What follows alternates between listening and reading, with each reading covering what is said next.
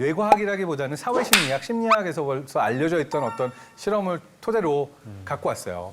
사회심리학자 솔로몬 애쉬의 실험인데 1, 2, 3 중에서 왼쪽에 보이는 선과 가장 비슷한 길이의 직선은 2번이요. 2번이라고 말씀하셨습니다. 자, 1, 2, 3 중에 어떤 선의 길이가 가장 비슷할까요? 아니, 아까 말씀 모든 뇌는 특별해요. 모든 뇌는 서로 다르게 생각해 볼 수 있습니다. 2번이요. 2번이요. 오케이, 2번이라고 말씀하셨고 2번. 2번. 네. 저도 2번이요. 2번입니다. 예. 자, 김상중 씨.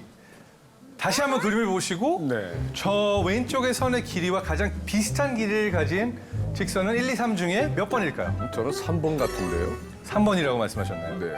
그렇다면 김상중 씨께서는 아마 인류의 한 15% 정도 되는 그 퍼센티지의 답변을 한 분들에 들어갈 거예요. 왜냐하면은 이 실험이 어떤 실험이냐면 수능 실험이라고 해서 제가 실험하고 싶은 실험 대상자는 딱 한 사람, 김상중 씨였다고 한다면 여기 이 룸 안에 있는 모든 사람이 E라고 얘기했을 때 1, 2, 3 중에 무엇인가요? 라고 물어보면 보통의 경우 80% 정도 되는 사람들은 85% 되는 사람들은 나도 2번 이렇게 말합니다. 솔직히 고민하셨죠? 아니, 아니에요. 나는 사실은 2번이라고 얘기하길래 눈이 잘못됐나. 내 뇌 안의 점들이 다른 사람의 뇌 안의 점들과 이어지는 포인트들이 있어요. 우리는 서로 다른 존재고 다른 경험을 했는데 누군가 이 사람이 이렇다고 하거나 이 사람이 전혀 다른 거 보잖아요.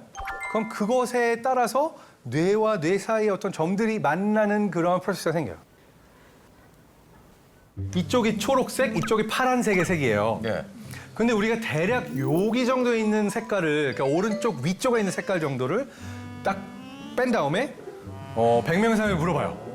이 색이 무슨 색으로 보입니까? 그러면 한 99명 정도 되는 사람들이 파란색으로 보인다고 얘기를 할 거예요. 그렇죠? 네.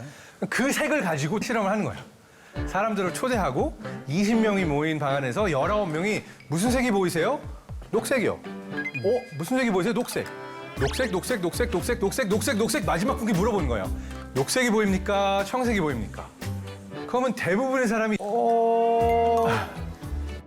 녹색이요. 이라고 다른 사람들이 말한 답을 이야기해요.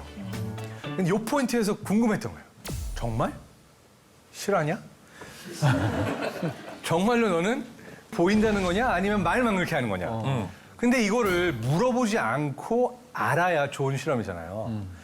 그 부분이 기발한 건데 사실 우리가 아까 그 오바마 부시 봤던 원리와 똑같은 원리를 이용한 실험을 했어요. 뭐냐 하면은 이쪽은 빨간색을 봐주시고 이쪽은 초록색을 봐주세요. 1, 2, 3, 4, 5 그리고서는 색깔이 없어지면 잠깐 동안 잔상이 남아요. 원래는 한 30초에서 1분이 있어야 돼요. 뭐냐 하면은 초록색이 보이던 쪽에서는 빨간색이 보이고요. 네. 빨간색이 보이던 쪽에서는 초록색이 보여요. 그 이유는 우리가 저 색을 인지할 때 적색과 녹색이 같이 코딩이 돼 있어서 그래요. 그래서 한쪽에 계속 보면은 반대쪽이 더 세게 보이거든요. 그래서 이 원리를 이용을 한 거예요. 만약에 이 사람이 정말 녹색을 봤다. 그러면은 자기가 봤다고 생각하는 녹색을 30초만 봐주세요. 한 다음에 없어지면 그 다음에 잔상이 빨간색이 되잖아요. 자, 계속 보고 계시다면 다시 한번 초록색을 보고 있다가 사라지면 약간 그 뒤가 빨간색으로 보이고요. 빨간색을 계속 보고 있다가 보면은 잔상이 약간 초록색으로 보여요. 신기해. 그런데 빨강 초록이 이렇고요. 파란색을 보면 약간 오렌지색으로 보여요.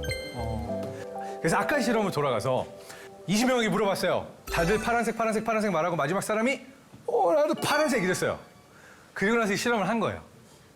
이 사람이 만약 정말 파란색을 봤다면 잔상이 오렌지색이 보인다고 이야기를 해야 맞고 말만 그렇게 했다면 잔상은 빨간색이 남아야 맞는 거예요. 기발하죠.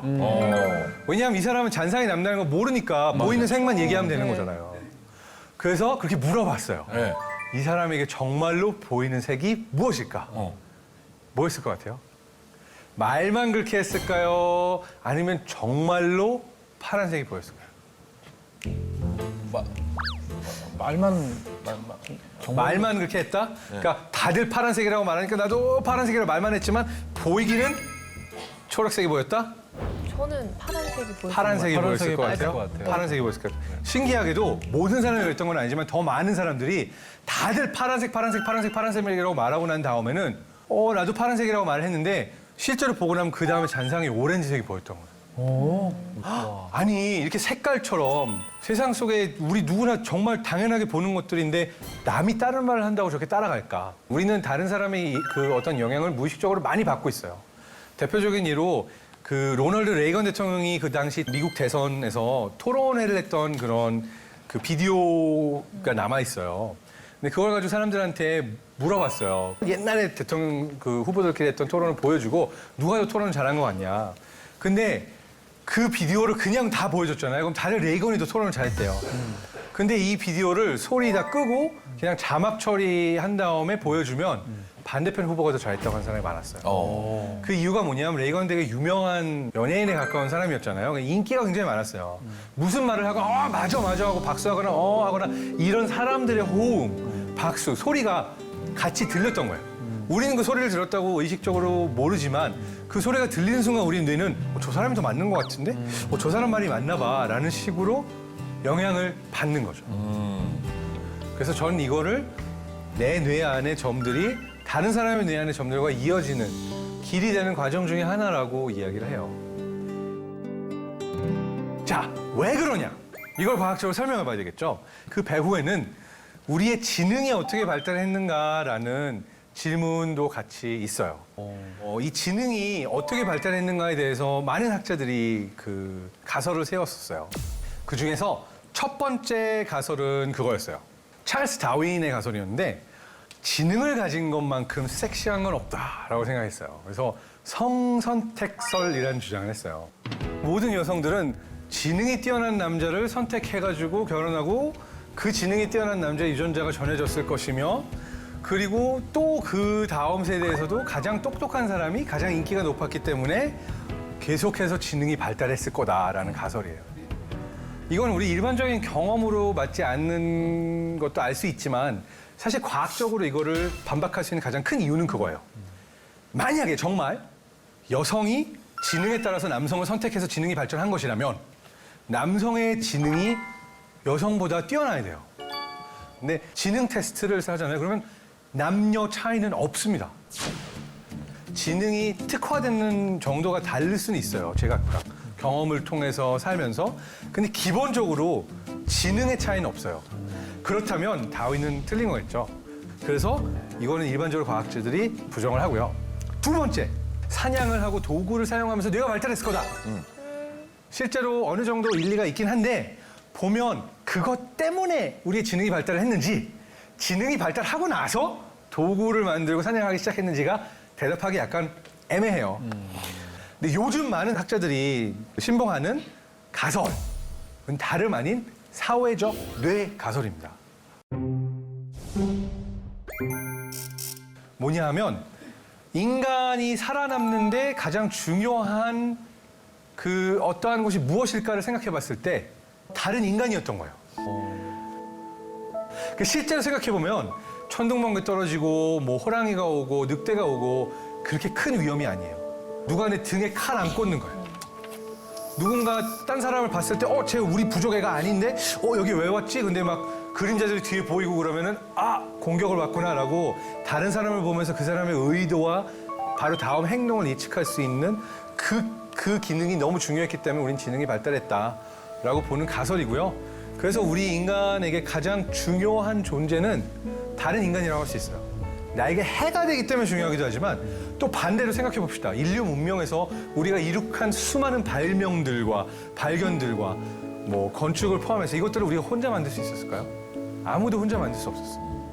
그리고 제가 굉장히 재밌다고 생각한 연구 중에 하나가 워싱턴 대학교에 패트리샤 쿨이라는 교수님이 있는데 그 교수님이 이런 실험을 했어요.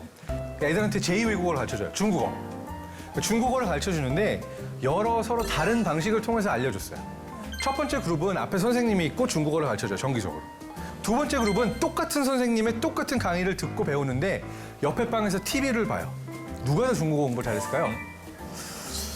바로 앞에. 라이브예요. 전자. 선생님이 내 앞에 있다는 것만으로 훨씬 제2외국어 공부를 잘했어요. 물론 우리는 온라인으로도 배우고 그게 가능하기는 해요. 근데 직접 비교를 한다면 바로 앞에 선생님이 있을 때 더 잘 배운 거예요. 근데 두 번째 실험이 있었어요. 전 이게 되게 신기한 실험이라고 생각을 했는데 그냥 세 명이 앉아가지고 같은 선생님의 강의를 들었을 때와 혼자 앉아서 같은 선생님의 강의를 봤을 때 그냥 옆에 딴 애들이 앉아 있기만 했던 건데 이쪽 그룹이 또 더 언어를 잘 배웠어요. 그래서 이거를 이렇게 설명해요. presence라고. 누군가 다른 사람의 존재, 내 옆에 있어주는 것만으로도 뇌는 더 학습을 잘합니다. 아마 여러분도 저희 강의를 들으면서 제가 같은 공간에 있다는 것만으로 조금 더 잘 이해가 되실 수도 있어요. 여러분의 뇌가. 실제로 그런 연구도 있어요. 만약에 여러분이 제 강의에 빠져들고 계시다면 그래서 정말 다 재밌다고 느끼신다면 여러분의 뇌파와 제 뇌파를 연결해보면 약 6, 7초 정도의 시간차를 놓고 비슷한 패턴으로 싱크가 되고 있어요. 뇌와 뇌가. 그 이유는 제가 코끼리 얘기를 했어요. 선생님이 얘기를 했어요. 그럼 그걸 이해하기 위해서 이 소리와 이 단어와 이 말을 듣고 이해하기 위해서 여러분은 내 머릿속에 있었던 생각, 선생님의 픽처, 선생님의 그림 이걸 여러분도 떠올리시고 계신 거예요. 제 말을 듣자마자 떠올리시는 데까지 6, 7초가 걸리기 때문에 싱크인데 강의를 듣고 빠져든다면 우리의 뇌는 서로 지금 비슷한 형태로 싱크가 되고 있는 거예요.